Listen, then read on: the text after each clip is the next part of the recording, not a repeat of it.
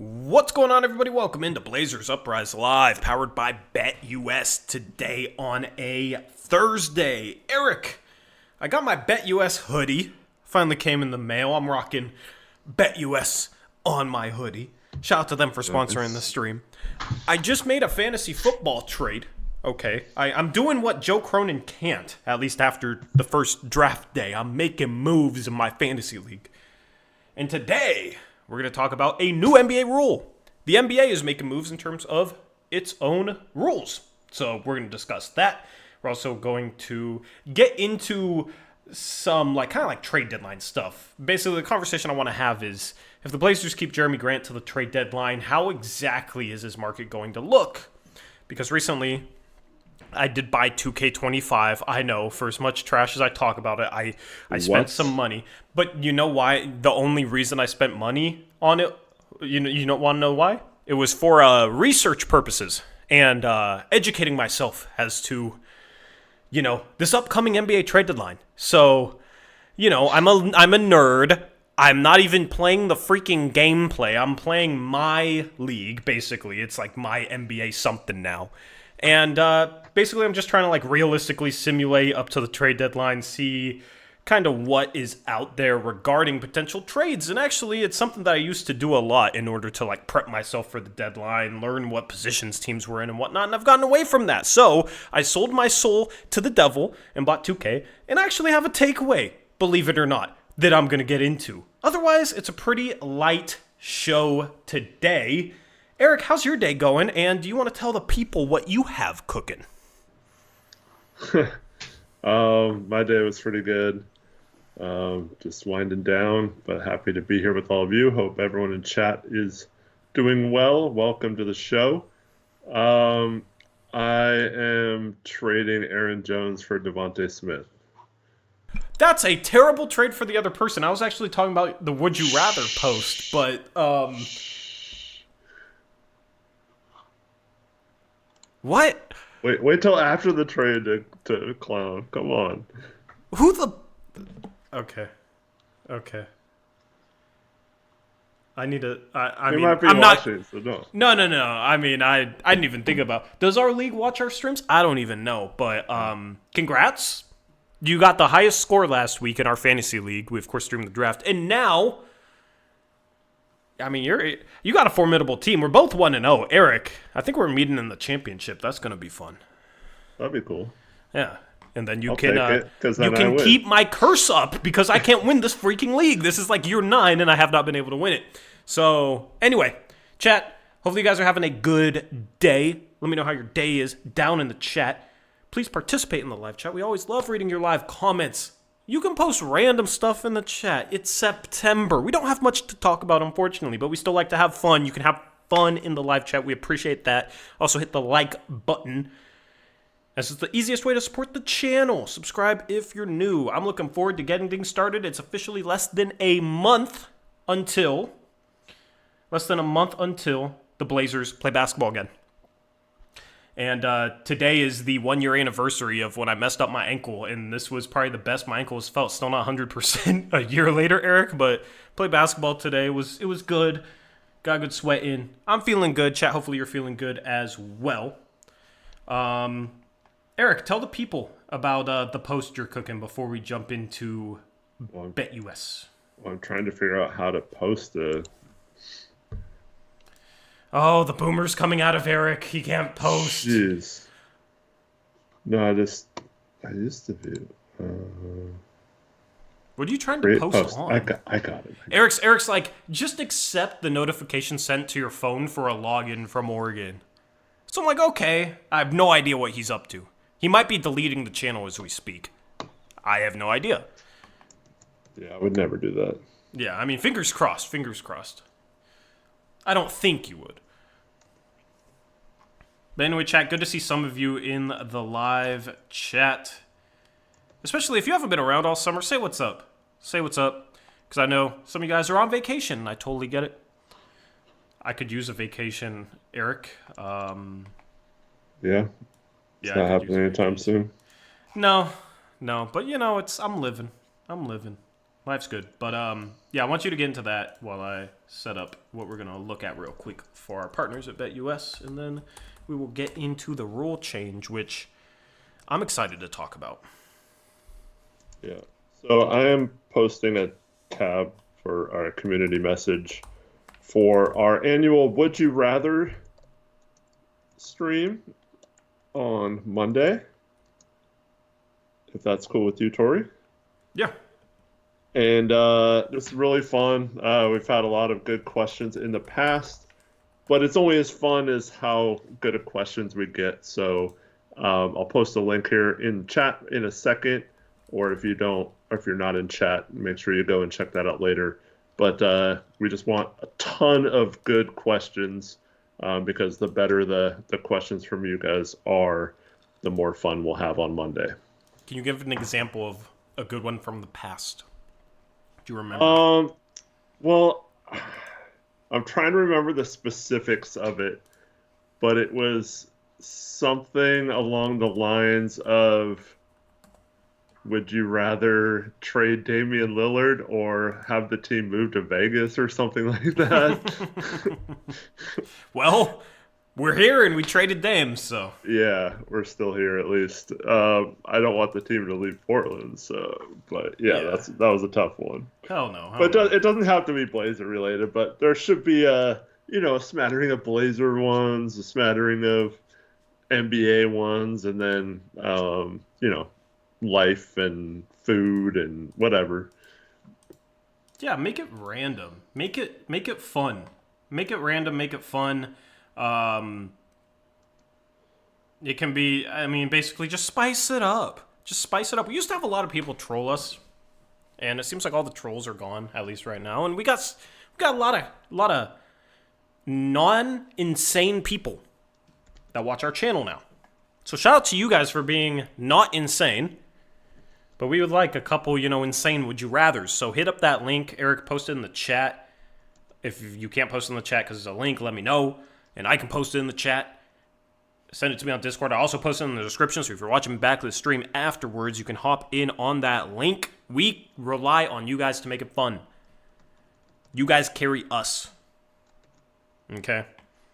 You guys carry us. Now we have chat saying, no, we actually are insane. Okay, prove it to me in the live chat. Prove to me how insane you are. Anyway, if you want to have insane fun, check out our friends over at BetUS. They got a ton of fun NBA props for you guys, including Donovan Clingan over under points per game and rebounds per game. We're looking at points per game here. I'm taking the under, but if the Blazers traded one of their centers before the season, then I would be a little bit more tempted to take the over on this one. But I think this is actually a pretty safe under bet right now that you guys can get in on and maybe cash out on. So if you want to sign up for BetUS, use promo code YouTube150. You'll get a 150% bonus on your first deposit and a 125% bonus on your next 2 deposits.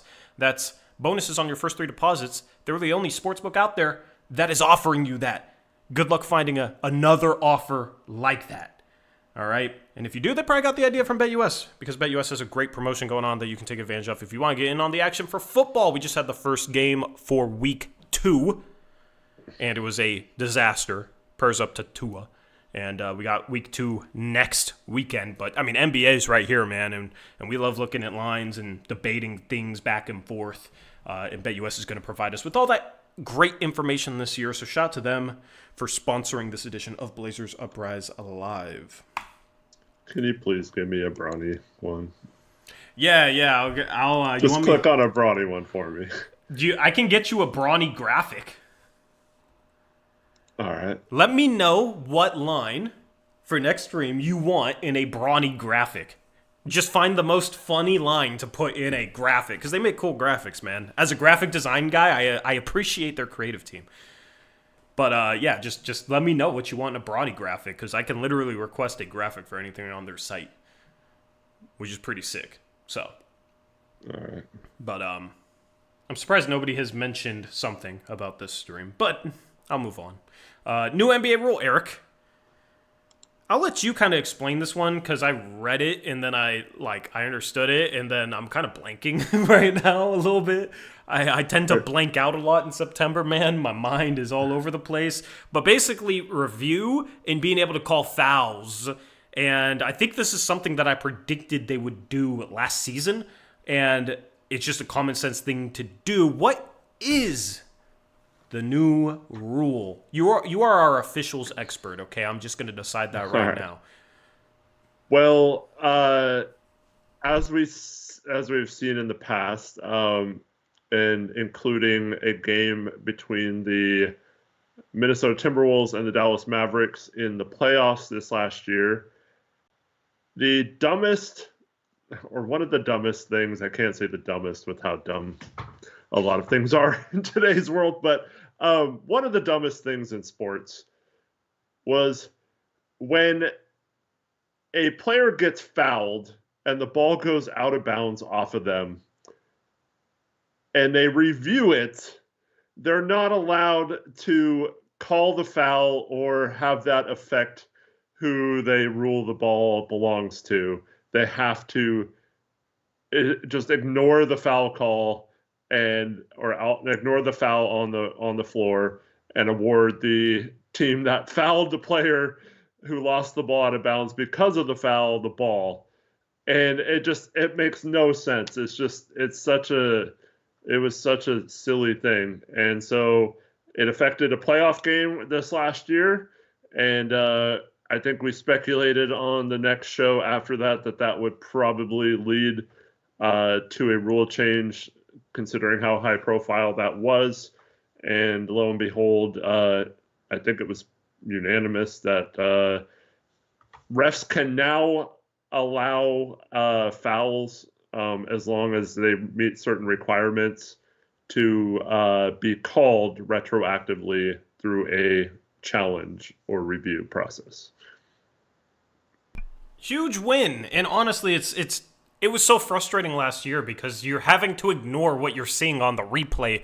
And a lot of the plays, it was like obviously a foul that caused the ball to go out of bounds. So you're almost rewarding a team for fouling by not being able to acknowledge what is obvious on the replay and having to call something that is clearly the wrong call. It was one of the dumbest things. And it's like, I understand with replay, you don't want it to completely take over games, and with refs, like, they're going to get calls wrong, and some of those you just have to roll with, right? Like, it's a part of the game. The human error element from officials is a part of the game. And it's a part of the game with baseball, too, and any other sport. With baseball, it's kind of interesting how, like, catchers can frame pitches to make balls look like strikes, and yes, it's umpires getting it wrong, but it's almost like a skill. It's almost an art to be able to kind of trick umpires in a way. Now, unfortunately, the art in the NBA of tricking officials is flopping your ass off, right? So, it's not as cool. It's not a cool part of the game, right? Baseball, it's a skill, framing pitches, all that. Basketball, it's I don't know. I got hit on my right hip, so I'm gonna flail my left arm and fall on the ground. Is basically what that is. So, soccer, we see it too. I mean, soccer is one of the things that drives me crazy about it. So, Eric Olson in chat says Tory flopping is a skill. You could say it is a skill, but it's not a skill I respect, like framing pitches. But, I'm kind of getting sidetracked. At the end of the day, man, this is a great change for the league, being able to acknowledge what is obvious on the replay, right? Like, and it may make coaches second guess challenging that call. They have 2 challenges available if they win their first one. I think that's a good amount. I think every time a play is challenged, the ref should be allowed to make the correct call as is evident on the replay. And this is something that moves towards that. Now, I don't have any other scenarios off the top of my head, but I'm sure there's other weird rules around reviews where they can't call certain things if they're only changing out-of-bounds calls and being able to call a foul. But at least it's a step in the right direction. Yeah, I'm all for the Bill Belichick would bring this up every year in the coaches' meetings. It was if you only get 1 or 2 challenges a game, why can't you just use it for anything, like penalty, foul, um, whatever the case may be. Why are some things not challengeable and others are? Like, I don't know. So I think you should be able to challenge pretty much anything. But yeah, I'm so happy about this because this is something to where like it just the main point of replay is to get a call correct that might have been incorrect on the court. And if you challenge that, it's obvious that there was a foul. Like there's just no reason to not be able to be like, oh yeah, he totally hacked him there. And so like I never understood why that wasn't allowed. But yeah. Yep, fully agree. um, fully agree. So good rule change. Is that really the only rule change this year? I don't remember if I'm forgetting something. That's the only one that's been agreed on yet. Yeah, so we'll see if there's anything else. Is there anything else that sticks out to you as something that they should change? Chat, feel free to suggest stuff in the chat. Yeah, I mean, like I said, I do think you should be able to just use your challenge on whatever you want. I know this is going to sound really stupid, but it drives me crazy on a jump ball, the amount of like pushing and like people just like, I don't know, just like weird stuff that happens on a jump ball. I wish you could just line up on one team on one side, one team on the other side, like they do at the beginning of the game, and like then you play from there. Like I don't like how it's all intermixed and stuff. Honestly, I don't even like the jump ball rules on jump balls. Yeah, like that's true. You're rewarding. It's like you're punishing the smaller guy for getting scrappy with a bigger guy. Yeah. Oftentimes, like on the floor. You know what I mean? I get it. That's what the NBA does. It's like jump them ball. to put whoever they want in the jump ball that's in the game. Yeah, at least that. But it's the problem with that. College? The problem with that is the San Antonio Spurs would win every jump ball. Like they would never lose a jump ball. True. You know what I mean? So, although is that proven? Did like Wemby win every tip this year? I don't know, but you would think hypothetically, like who's going to win a tip that matters? Because like the first tip of the game doesn't really matter. It just determines who gets the ball in the first and fourth quarter. The other team gets the ball in the second and third quarter, right? So it doesn't really make a difference if you win the opening tip, in my opinion. It makes a difference if you win the overtime tip. I don't know. I remember not last year, but the year before, a big group of Blazer fans that were convinced that I forget if it was if you won the tip you won every time, or if you lost the tip you won every time. Whatever happened, but they were convinced that when the Blazers like lost the tip, they won every time or something. I don't even remember this. I mean, that just sounds ridiculous. But yeah, because I mean, even if you don't have the possession arrow, you at least flip it, right? So you reward teams for forcing jump balls. It's always a good thing if you're on defense to force a jump ball. So, yeah. That's something I would like to see changed, honestly, but it doesn't affect enough plays for me to really care. And then, I still think if you go to overtime, you should get another foul. You should be allowed like a seventh foul. Yeah, because the game's being extended. You get 6 fouls the first 48 minutes. Game goes to overtime. You should get a 7th foul.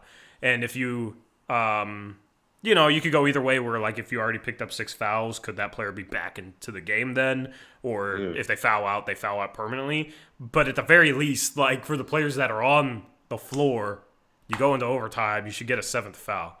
Because, I don't know, I guess it's kind of a fun thing where if you get all this foul trouble at the end of games in the third overtime, you got like random players playing, I guess. But it's just like it feels once you get into like a second overtime, third overtime, it just determines the game a lot of times. Yeah, I don't know. I kind of like the strategy of when you put your players back in or trying to make sure they don't get their foul. Well, yeah, ultimately Uh, you don't want them to get that sixth foul before the end of regulation. I just think there should have, if you play an extra 10, 15 minutes, you should give a little bit more leeway to get another foul. That's what I've yeah, always thought, so. interesting. But, Never thought about that, but yeah, I don't think that's anything they'll ever do. But, just an idea out there. I don't want them to ever go like the FIBA route of being able to hit the ball off the rim. That's fine for international basketball. I don't want to see that in the NBA. And I think the biggest, most important thing is just refereeing the game a little bit more loosely and consistently at the same time, right? Like I would love for the game to be refereed like FIBA rules, because FIBA rules there's no start treatment. At least it doesn't seem like there's any start treatment. They ref it consistently, and they let all the BS go. They don't reward the BS. And if you see like these other teams, these other national guys, they're not making all these moves to just try and like hook an arm so they can flail and get to the free throw line, because it doesn't get rewarded. And you saw Team USA have to adjust to that, where you had Embiid making those types of moves and not getting the call, and they're all pissed off. But it's like, that's not how it's refereed in FIBA basketball. So I would love to see the NBA adopt that, where games can get a little bit more scrappy, a little bit more physical, because at the end of the day, those games are just going to get a little more heated. There's gonna be a little bit more animosity in those games. And it's going to be like more of a battle. And I think that is a good thing for the league, because what's one of the criticisms of today's NBA? Oh, all the friends are all buddy-buddy, like they're not competitive enough. Oftentimes I feel like the NBA doesn't let defense be competitive enough. And you got all these talented players, they'd find a way to beat defense if you let more go. Like, that's the frustrating thing with a guy like Embiid or some of these really, really great players, is like, they don't have to resort to these BS foul baiting stuff. They don't have to resort to that, because it's normally like extremely talented players that are doing this, right? Luka, Embiid, Harden, back in the day before he was washed. So I would love to see the NBA just get away from that. And in the playoffs, they kind of do. I just think the basketball is a little bit more fun to watch, because you still have enough offense to entertain the casual fan. But for a diehard basketball fan like me, I want to see defenders be able to battle. I want to see some physicality. I don't want to see hand checking where you're able to just like push a ball handler. Like, you can't get too wild with it. But just like some of the foul baiting stuff, if the offense initiates some of this crap, like, it has to stop being rewarded. So that honestly is the number one change I want to see in the league today. yeah, Like, if you close out on a guy and he attacks the closeout, you should be able to bump him a little bit, like sliding a little bit, because the league is so good at shooting. Like, how do you deal with that? If you close out and you can't make any contact as a guy drives around you, like, you basically have to give up an open three, and the NBA is a great shooting league now, or give up a drive, right? Like, I think there should be a little bit of leeway there. I think there should be a little bit of leeway for the defense to create some contact on what is called blocking fouls and just let it go. yeah. Tim says something along the lines, the rip through foul really bugs me. It does kind of me too. Yeah. Yeah, I mean, FIBA, they weren't calling that, right? So that shouldn't be called either. The offense is initiating the contact. Yeah. On purpose, in that manner, to try and draw a foul.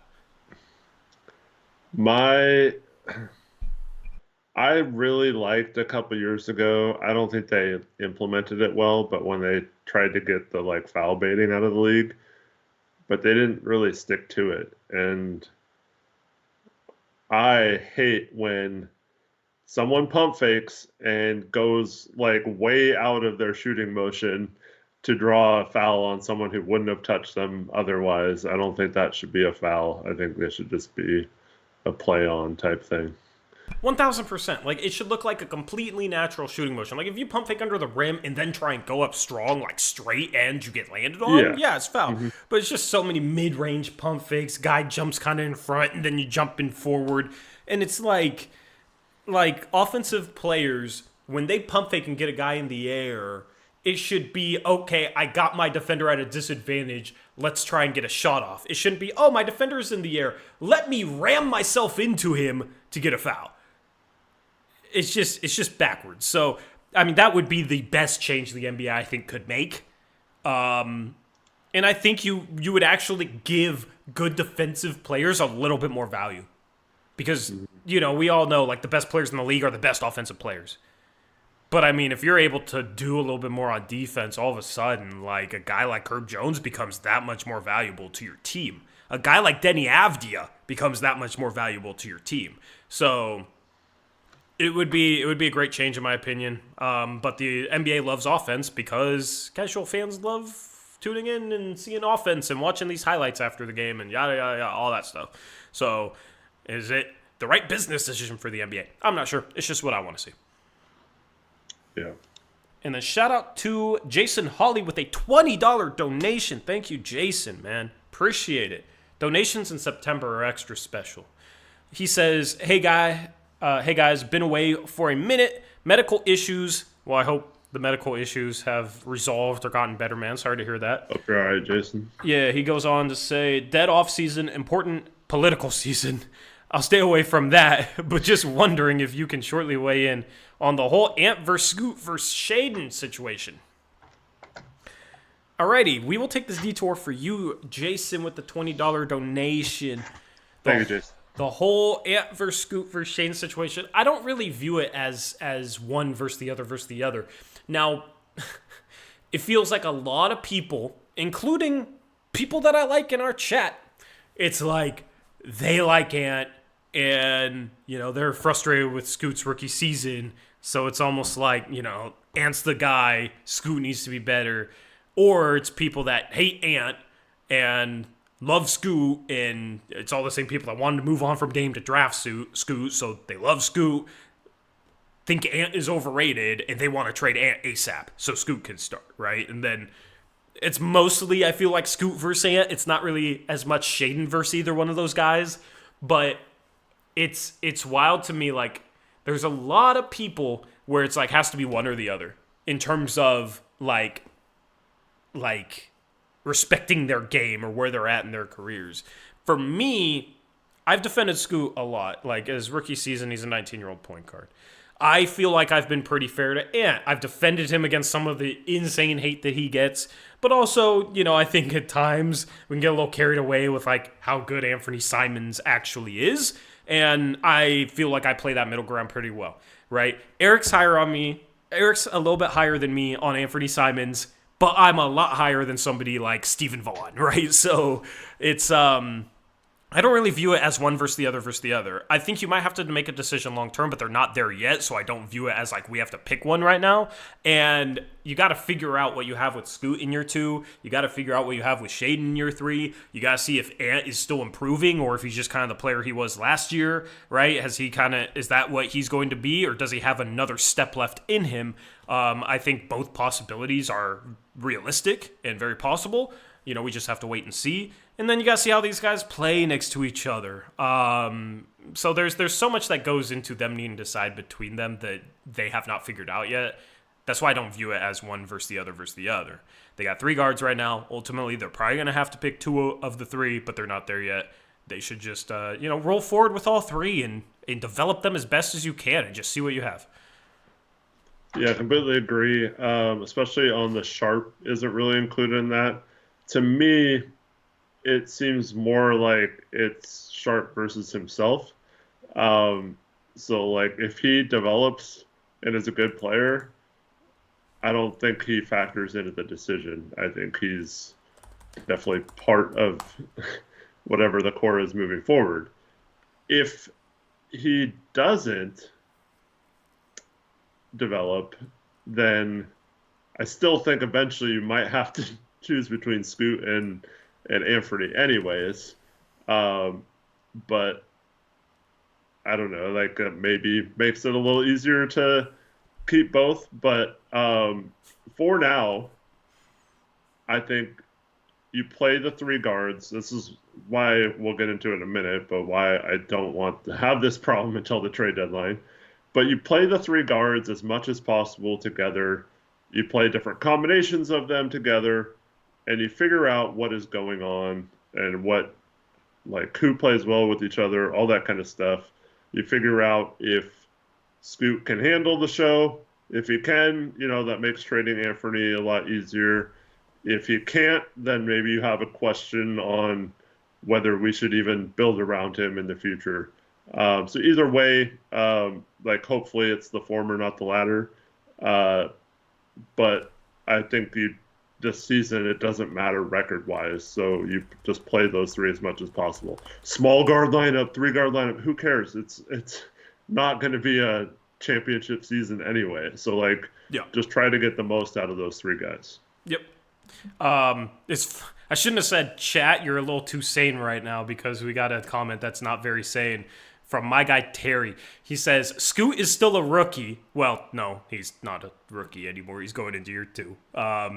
He says Scoot is still a rookie and he has to earn minutes. Give me a starter. Simons, add a freaking starry. Tori, he spelled it Tori. He spelled it Tori with an I. Tori, get over it.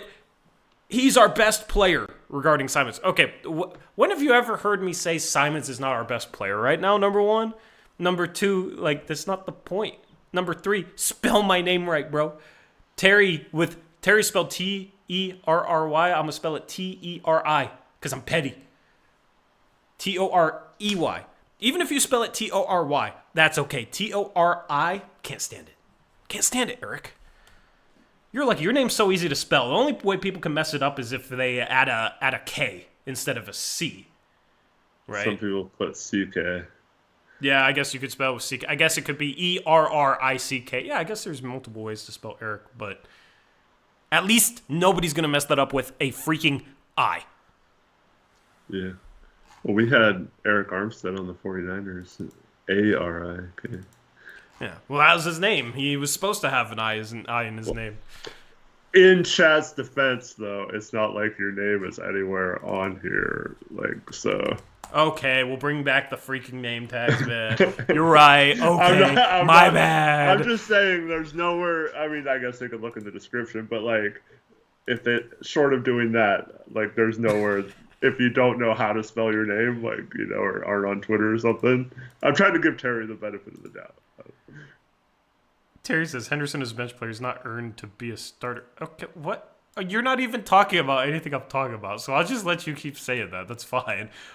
Shout out to Pim with a $20 donation. Thank you, Pim. That's 2 $20 donations. Thank you, guys. Says, I just got to say you guys taught me a lot about basketball, and I appreciate you guys. Thank you, Pim. We appreciate you. Thanks for supporting the channel. And, yeah, that's our goal. It's be entertaining, but try and, I don't know. I don't know how to say it, but we try and go in depth. You guys know that. That's how I wanted to build a channel, is going in depth on some stuff. And a lot of people think we're idiots, but, I think we're pretty smart, Eric. So, and Pim, we've made Pim smart, according to Pim. So shout out to Pim. And, yeah, that's our motto. Yeah. We're pretty smart. I guess. But yeah, my thing is, okay, even if Scoot is a bench player, who cares this season? I still think what does it hurt to give him as much of a role and as much of a runway to see what he can do as possible? It doesn't make sense to just pigeonhole him into being a bench player only right now and going into his second season on a bad team. I know Terry probably, I think based on your previous comments, sorry if I'm mischaracterizing what you've said in the past, but I believe you're pretty high on this team in terms of what you think they're going to be this season. The U.S. has a line for you. Yeah. So that's fine if you think that. But for me, it's just a situation where even if Scoot, you can make the argument that he should be coming off the bench, I don't think that's what's best to see what we have in him. I just think that would be a disservice to his development to just be like, oh, you know what? We've already determined after one season that you're a bench player, and we're just gonna have you come off the bench for the rest of your career. Like I don't know what that solves or anything. There's a comment in chat which I understand where it comes from, but also I could not disagree with it more. Raymond says it could be too early and trash can his confidence. If his confidence was that shaky and was able to be trash canned, quote unquote, he would not have played well the second year of last year because he was terrible the first year. He's not going to be as bad to start this year as he was last year. So I just don't see, considering he did a pretty good job of maintaining his confidence after being terrible for half his rookie season, I don't see his confidence being shaky to the point where if he has some struggles this year, he's going to lose his confidence. Because he's not going to struggle as much to start this year as he did at the start of last year. He's just going to build and keep getting better. So the fact that he maintained his confidence his rookie year is everything you need to know. He's not going to lose it.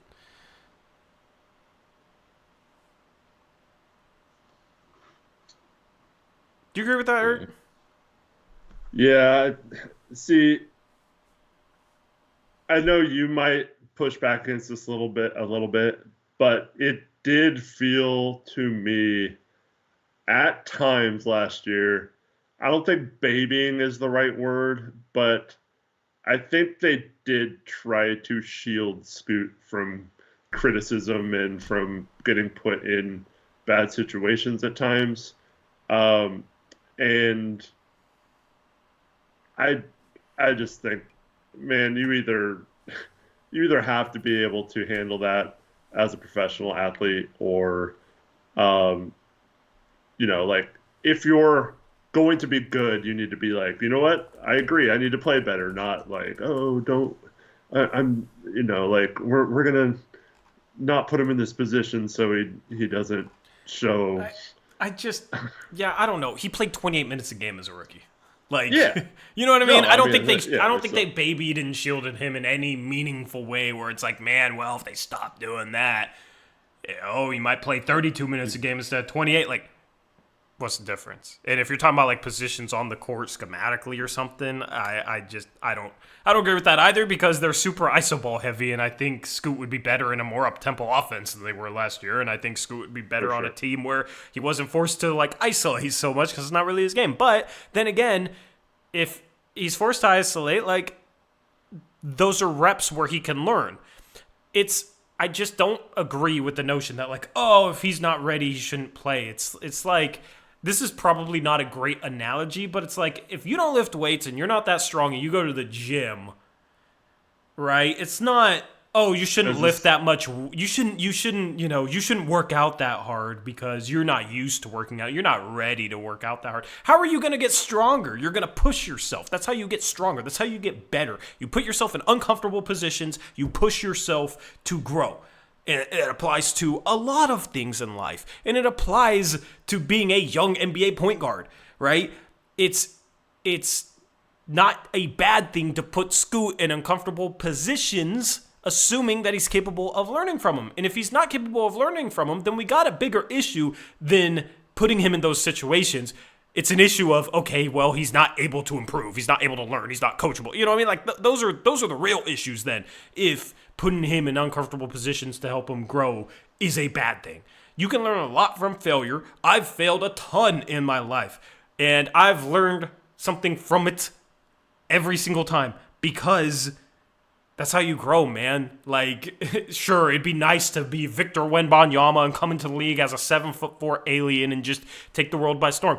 But he freaking struggled in Summer League. There was people clowning him in Summer League, right? Even him, he's generational, probably going to be a top 10 player of all time. Even he, in Summer League, against scrubs, had some rough moments in the summer of 2023 in Las Vegas. So, I don't know, man. I just hate the whole narrative, you got to baby him, or you can't start him, you can't bring him, you have to bring him off the bench because he's not good enough. That's not what it's about. It's about developing him to be good enough, and holding him back is not aligned with that path.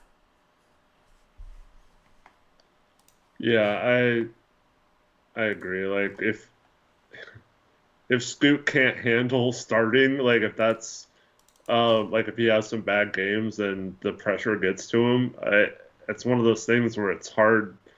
It's always going to be hard for him to overcome that.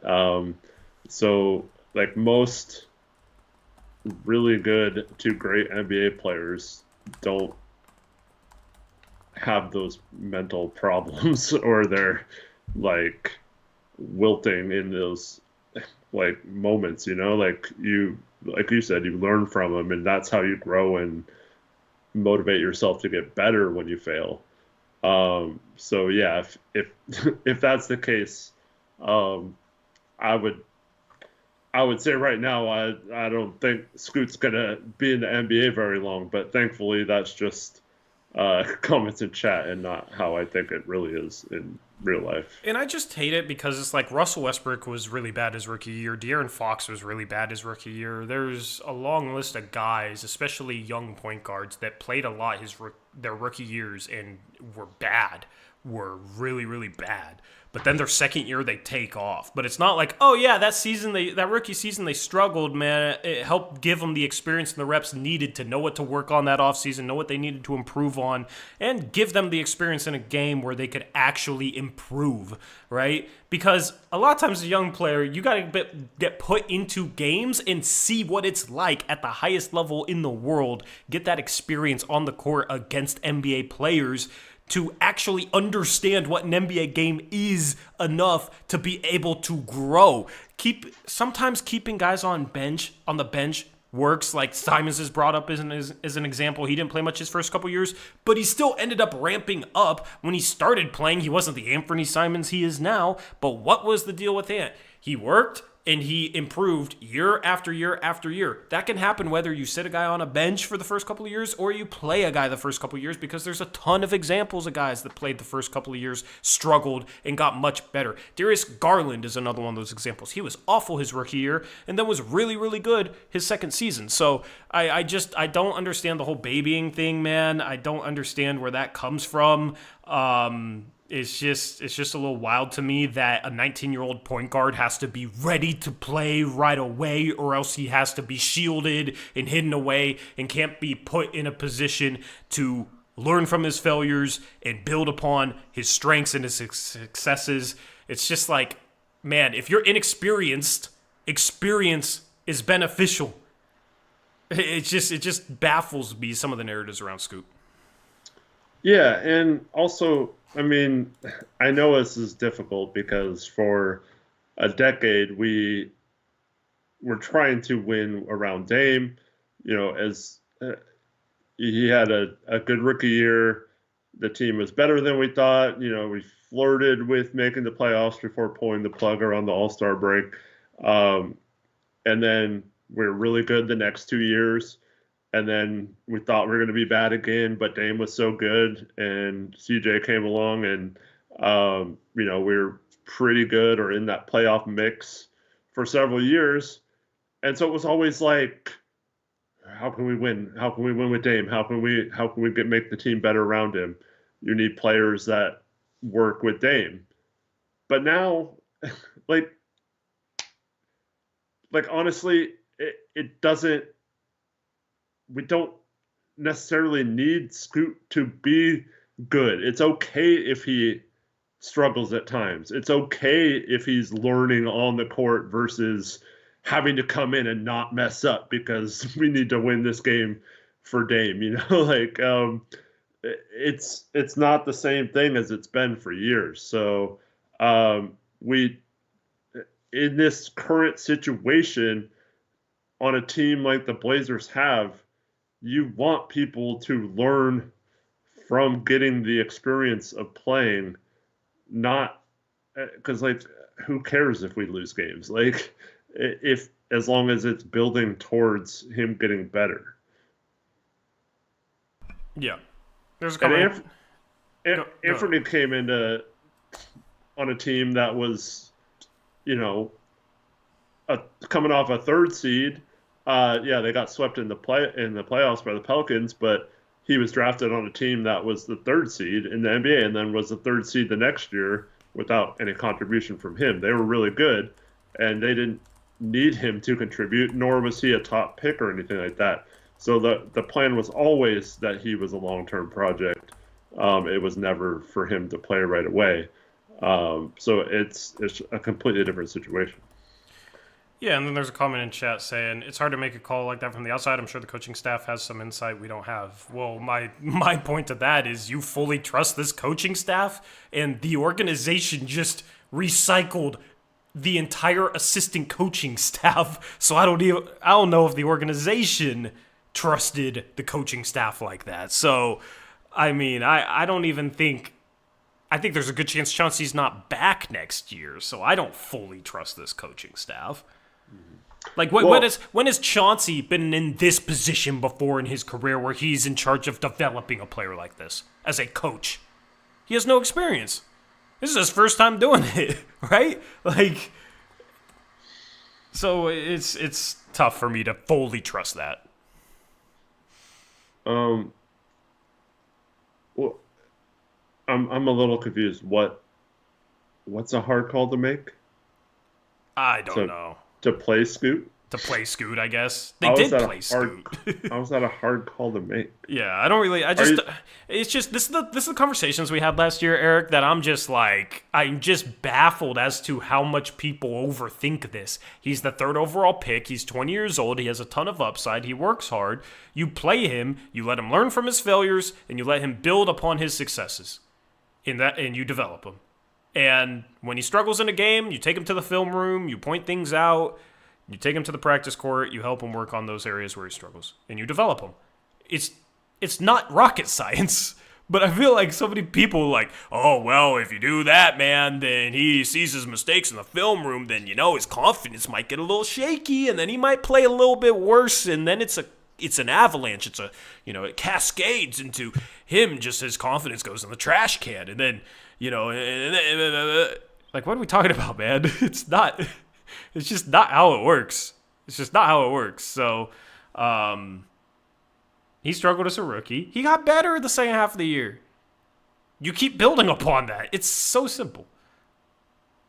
It's so simple. It's not something that has to be overthought. Anyway. Yeah. Maybe the idea is that Chauncey, if he still has the veterans, is going to be wanting to try and win more. I don't know. Like they said, he played 28 minutes a game, so it's not like they benched him a ton last year. Yeah. So I just don't really understand the conversation, man.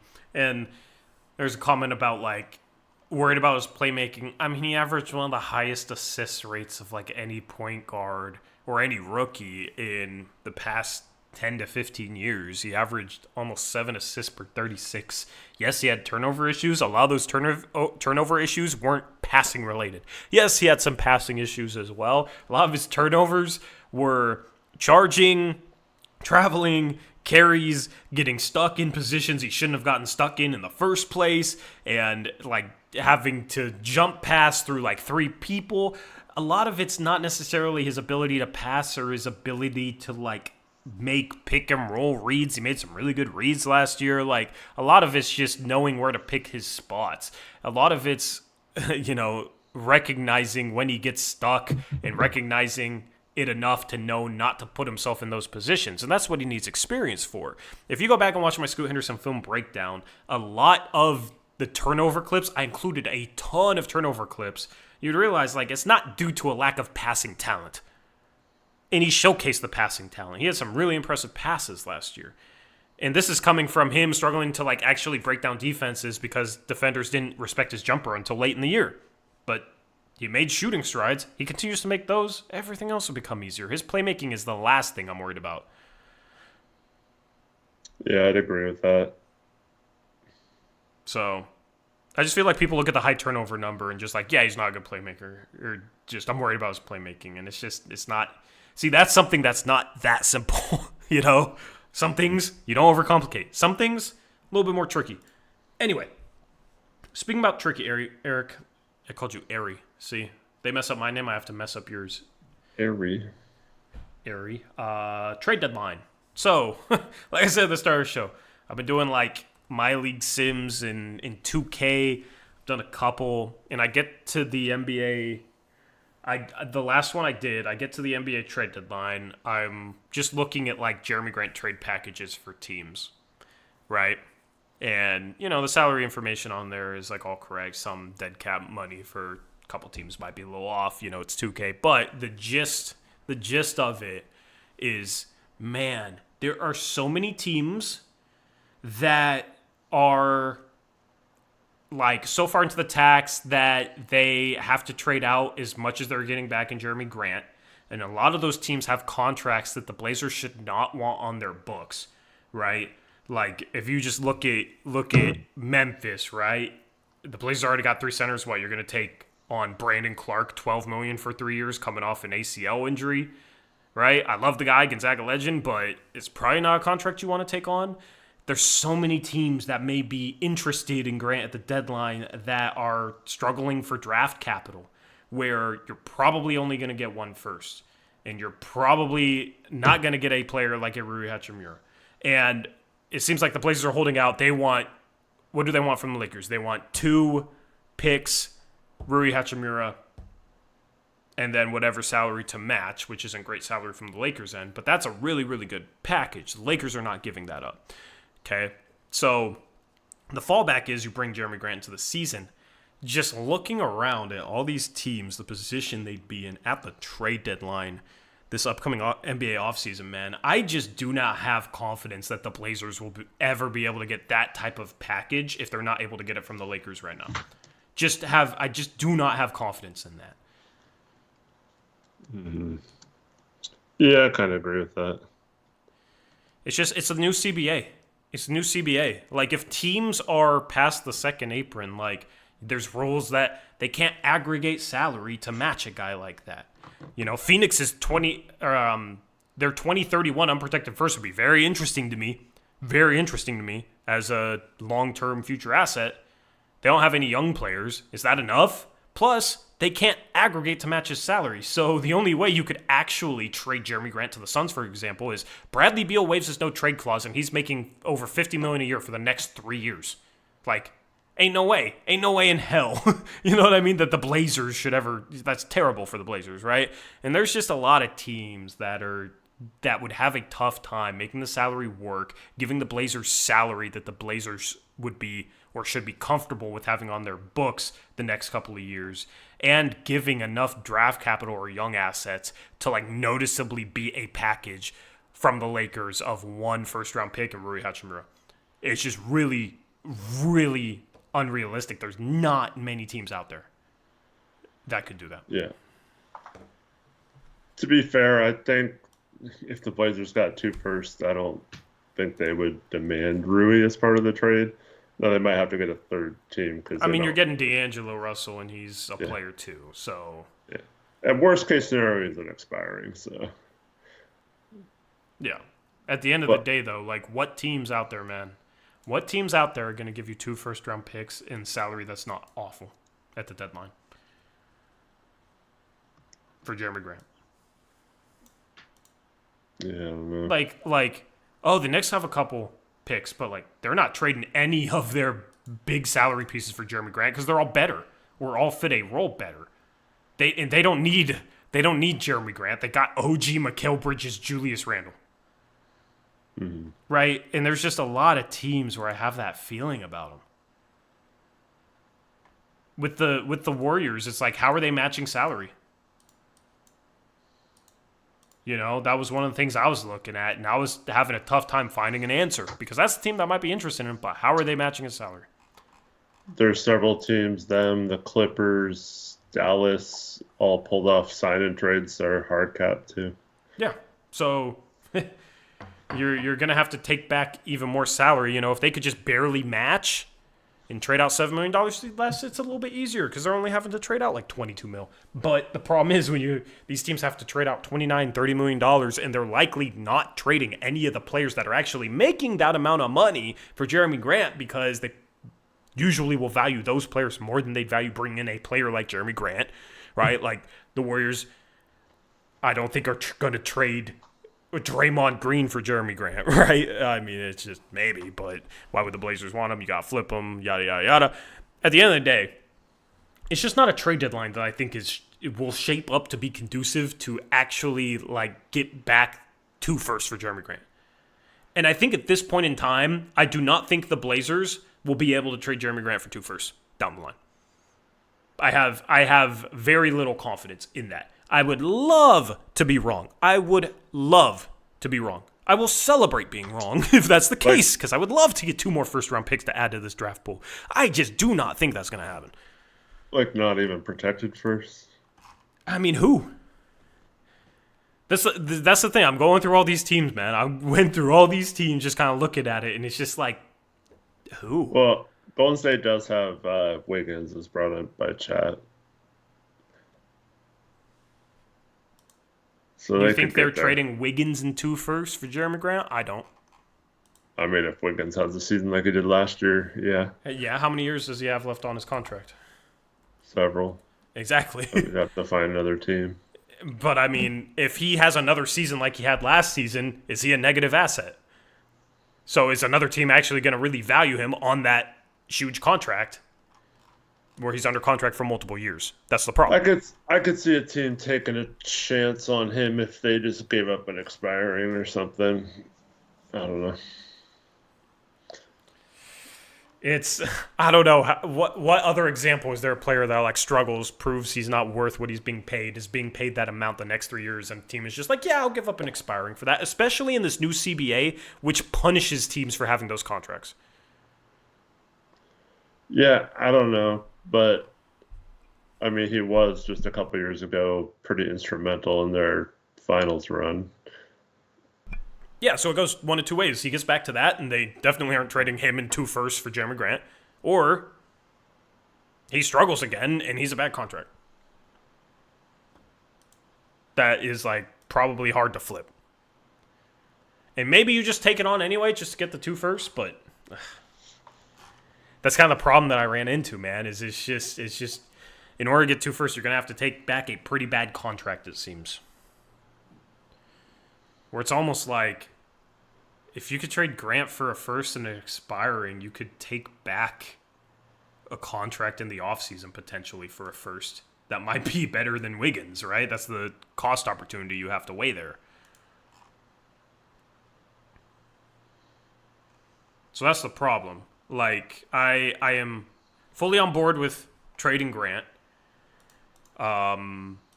That's why it's like, man, I'd take a first-round pick and Rui right now. I would.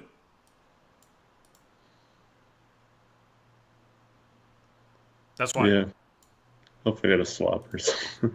Yeah. I mean, maybe you can kind of whittle your way to maximizing the value there. It's just, I don't think Rob Pelinka's going to play dice. I think he doesn't want to give up the future. The rest of the future that they have left to give up.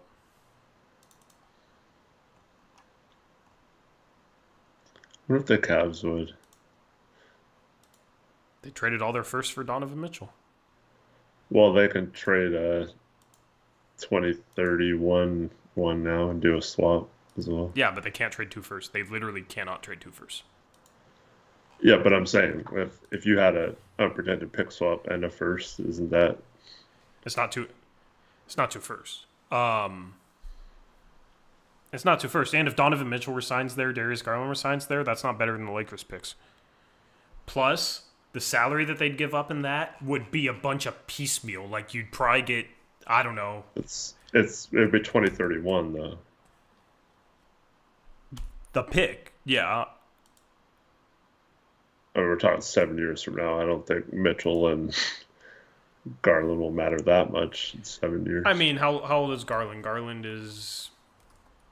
I mean, he's still pretty young, but... Yeah, so that's 6 drafts from now. Garland, how old is Evan Mobley? How old is Darius Garland? Garland's 24. Mobley is... 7 drafts. Yeah, Mobley is... let me look him up. Mobley is 23, right? Like, Donovan Mitchell's a little bit older. So, yeah, they might suck, but... I'd kind of rather just have like an unprotected Lakers pick and Rui. Well, sure. I'm just And that's basically trying to my focus. point. Yeah, I mean, but that's basically my point. Is it's like really hard to find a deal that's better than that. Yeah, Donovan Mitchell's going to be 30, 34 by then, 35. So yeah, he's probably on his way out, but still don't think that deal is better. I mean, man, he'd be 14 seasons into the league by then. It's crazy. Yeah, that is wild. That is wild. Chat, if you got any more ideas for how to maybe get there, send them my way. It's just something that I was looking at last night. It's just not a pretty picture. And I got a comment from Thomas Aransky. He's been confused all stream. He says, so may as well keep Grant then. No, that is not the point at all. You keep missing the point. The point is, ultimately, you're moving off that asking price at the end of the day. And they should not keep Jeremy Grant long term. If they have to move on their asking price off of it, that's fine. I think right now it would make the most sense to start Avdia at the 4 with the 3 guards and just see what that looks like. And see how the 3 guards play next to each other. See how Avdia plays as the starting 4. And you clear up usage for Avdia. I want the ball in Avdia's hands a lot this year, man. Because I feel like he might have another step in him. And you already got Ant, you already got Scoot, you already got Sharp, you got Ayton who's going to get his shots. Like, you got a lot of guys that are going to have the ball in their hands and shooting it. In a way, in that specific regard, trading Jeremy Grant is addition by subtraction as far as I'm concerned. In that regard. You got to get value back, but it's a lot of guys that are going to have the ball in their hands. I think this is a different conversation, but I do think Jeremy is worth 2 firsts. Worth is relative, though. Right? Worth is dependent upon the market. If the market doesn't shape up that way, is he really worth 2 firsts? I'm just saying. Like, what is the definition of worth here? I just think 1 first is like, what if it ends up being like the 20-some pick? Like, that's, to me, Jeremy's worth more than that. I mean, there's going to be downside with any pick. What if it's the first pick and you can get a generational prospect for down the line for a dude that's not even an all-star? Because you can play both sides of it. Either way, if you're getting an unprotected pick down the line, you're playing the high risk, high reward.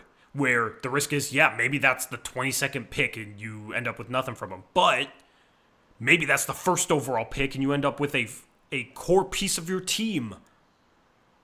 And a future all-star, maybe a future top 10 player, who knows? For a guy that's not even an all-star. So, the downside comes with the upside. If you're getting back an unprotected pick.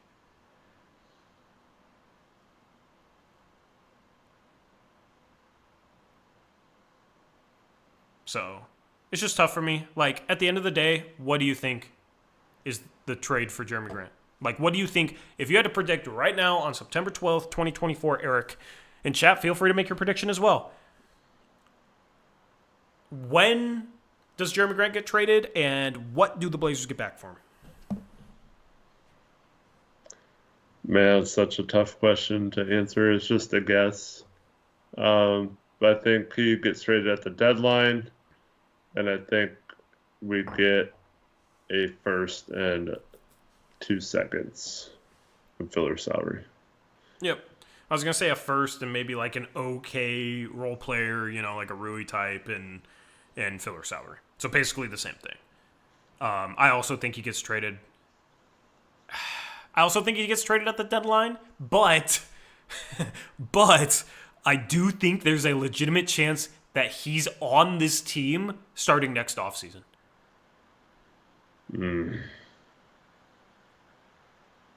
I do think there's a chance that the market at the trade deadline does not shape up in their favor, and they don't trade him because of it.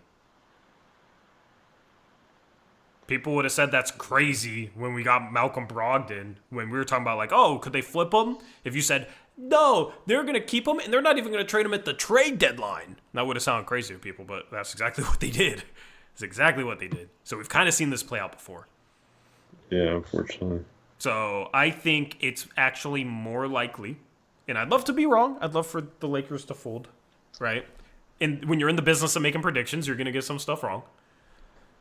But I think it's more likely that he's on this roster to start next offseason than he is to get traded before this season. Like in the next 3-4 weeks? Yeah, before the start of the regular season. Yeah. I think it's more likely that he's here next offseason than he's traded before the start of the regular season. Yeah, I think that's fair to say. So it's just going to be interesting to watch. You know, we're kind of setting the stage. In previous streams, we're setting the stage for a lot of what we're going to be talking about this year on post-game shows, and a lot of what we're going to be watching for in regards to like trade rumors, the way things kind of shake out, right? And just setting the stage. We're setting the stage for the season. That's been my goal with some of these streams lately. You know, we had a stream where we looked at what is one thing each Blazer needs to improve on. What does a successful season look like? We're really trying to set the stage for this upcoming NBA season because it's almost here. So that's kind of the point of that conversation. Can't believe it's almost here. Cannot believe it's almost here. But this is exactly why we wanted to trade or explore trading him at least at the deadline last year. Oh, absolutely. And maybe if they got that offer they want from the Lakers at last year's trade deadline, maybe they would have traded him and just didn't get it. And, we're not exploring. Whatever. I don't know. Who knows? But end of the day, it's going to be fascinating to see what the resolution is there. I've been on the record. I don't think the Blazers ever get a first back for Robert Williams III or DeAndre Ayton. And I don't think they get back more than one first for Jeremy Grant. The most likely thing I think I'm wrong on is the first for Robert Williams, to be honest. Yeah, it just takes one team thinking. Yeah, and you play him sparingly this year. Yeah. You play him like a light minute load, and he looks good defensively. And a team's sitting there at the deadline. They know their pick's gonna be a late first, and it's like, man, we could really use a defensive center. Might as well risk it. I am actually much less confident in that prediction for Robert Williams than I am the other two predictions. Mm-hmm. Yeah, I agree with that. Anyway, chat, let us know what you think of this discussion. We're going to be reading off your comments, answering your questions over the next few minutes, and then we will wrap up the stream. Like I said, light stream today, but, you know, we kind of took a little detour there. Thank you to our donators in regards to the 3-guard conversation. Mm-hmm. Also, my calf is cramping up. That's not good. No. Yeah, it's the worst, man. It's the worst. I got a knee to my calf on Tuesday. Got like a dead leg. It was brutal. Yeah, still played today. Played a couple games, man. It was good. It was good. Are you out of season right now for rec? My new season in a different league started tonight, but we had a bye the first week, which is stupid. Buys suck, yeah. Yeah. There's an uneven amount of teams that we just got. Yeah. It's the unlucky first week. Yep. Bye.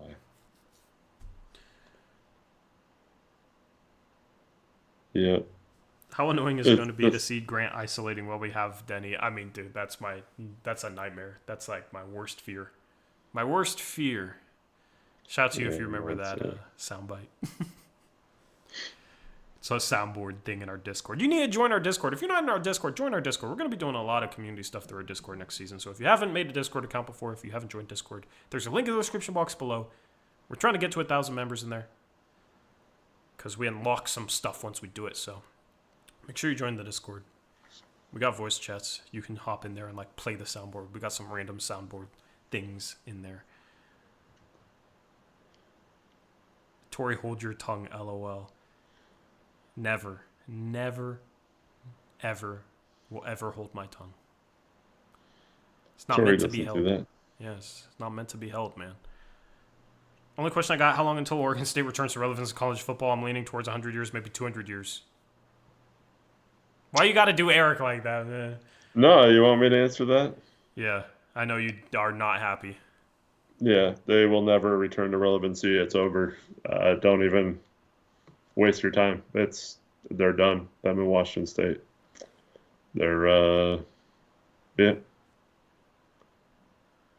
They basically, to use a European soccer analogy, they got relegated to a lower league, and it's over for them ever competing with the big boys because it's all driven by money, and there's just no way that that conference is going to make enough money for any of those teams to compete. And anytime they get a good player, he's just going to leave and go to another school because there's unlimited transfers now. And so, yeah, moving forward, it's over for the Beavs. Yeah, so it's a really disappointing day for me personally because I'm a huge sports fan, and basically, it's uh, it's going to ruin most of the programs at Oregon State. They're not going to have enough money to support any of them, and they're ooh wow, we can be the best of this crappy group of five teams, whatever, maybe, but it's still not good enough to compete anywhere nationally. So At least yeah, in football, they like basketball. They could be relevant, but like San Diego State just made it to a national championship game, right? I'm a Gonzaga fan. I've seen Gonzaga in the WCC, right? Which Gonzaga's like impossible to replicate, or else other mid-rate majors would have done it, right? But man, it's different in basketball and football. I feel for you guys because yeah, that's really rough football wise. Basketball wise is like that. Baseball has been good. I mean, that's kind of the two sports that have to carry, but they've been so bad in basketball, and they're going to be in the WCC, which is Gonzaga's league in basketball this season. So we'll see how they do, but it's like they had that almost miracle Final Four run as a 12 seed, would have been the lowest seed ever, and outside of that has just been completely irrelevant basketball wise for a long time. yeah. Um, they randomly signed a couple of like European, like really highly rated European players. That's where it starts, man. I'll tell you, I know. that's where it starts. You got to be Yeah. able to recruit internationally. But here's the difference though. One, Gonzaga focuses all their resources on basketball, Yeah. so they can be good at basketball. Whereas the Beavers, what little money they have is going to be geared towards trying to still support the football team, and it's not going to leave much money to trickle down to the other sports. Um, and then on top of that, I'm really I was really hoping for months that this wouldn't be doom and gloom, but um, it's just it's a different climate even than it was a few years ago with NIL and like I said, the unlimited transfer portal thing. Um, you don't have to sit out a year anymore like you used to. And the other thing is, it's also different when you're growing a program and you incrementally get more money, like Boise State's about to do, San Diego State moving. It's a good move for them because this is slightly better than their situation in the Mountain West or whatever. But when you go from being rich to then having to live as a poor person or whatever, like I assume that's like much harder than if you're poor and you get a little bit of money to that same level, like the person who was less fortunate up to that point is going to do a lot more or be much more happier with their money at the same amount as a millionaire who's now making, 50K a year or something, like Well, yeah, it's just like you built that program built itself to the point where there was a lot of good things going for it, and then had the rug pulled out from underneath them. That's brutal. It's tough. yeah, I guess in baseball, there's been a lot of small schools that have had success. But I mean, the problem is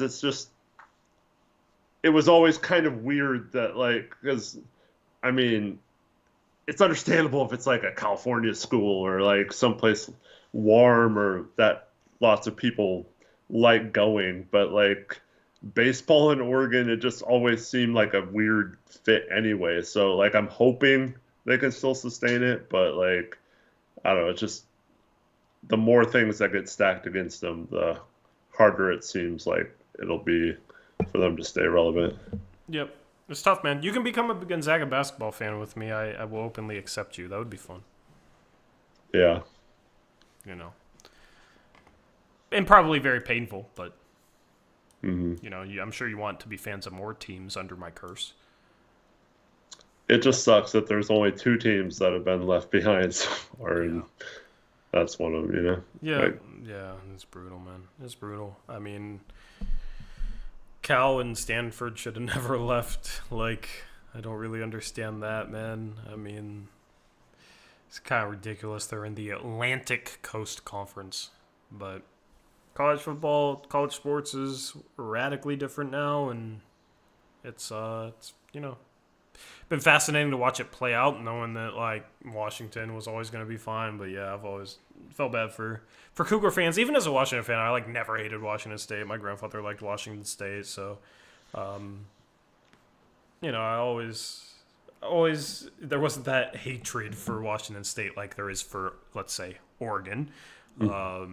So it just sucked to see that happen. well, I mean, look at it.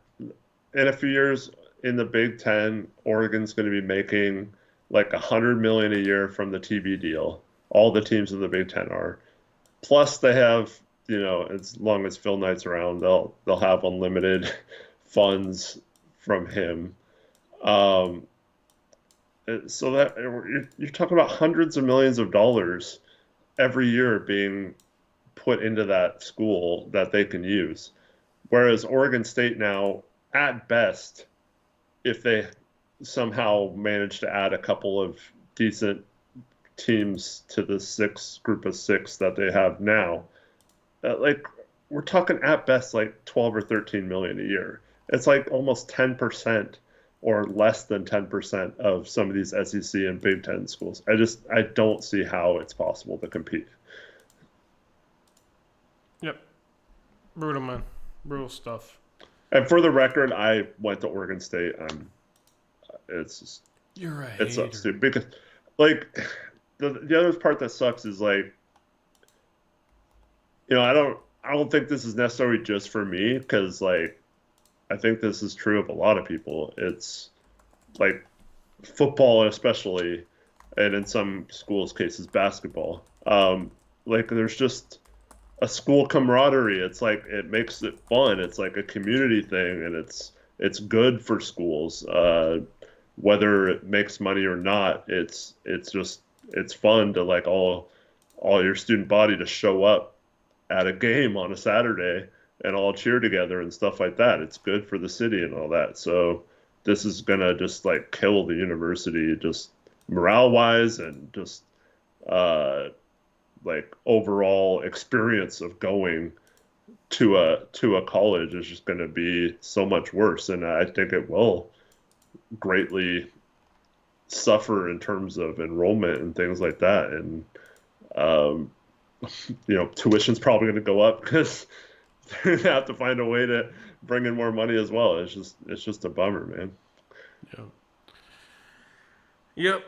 Anyway, chat, if you have any other questions, let me know.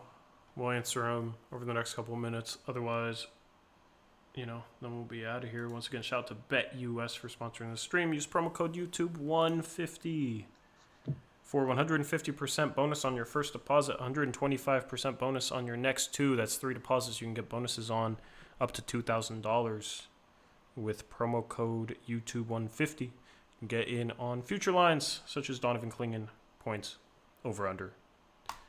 And we'll be looking at more futures if they become available. Looking forward to picking spreads. Looking forward to avenging myself. Last year was kind of a disaster. Who's the best fit for Robert Williams? Any team that needs a center. New Orleans, I think, is a good one. But what contract would they trade out to match him? They got a lot of pieces there that I don't think they'd want to necessarily trade as filler for Robert Williams.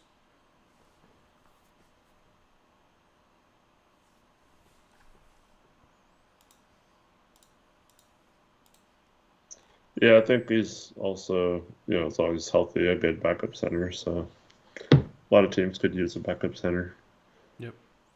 Yep. Excited to see Klingon. I agree. Eric Olson. Excited to see Klingon. That's going to be fun. I have a feeling he's going to play like 13, 14 minutes a game.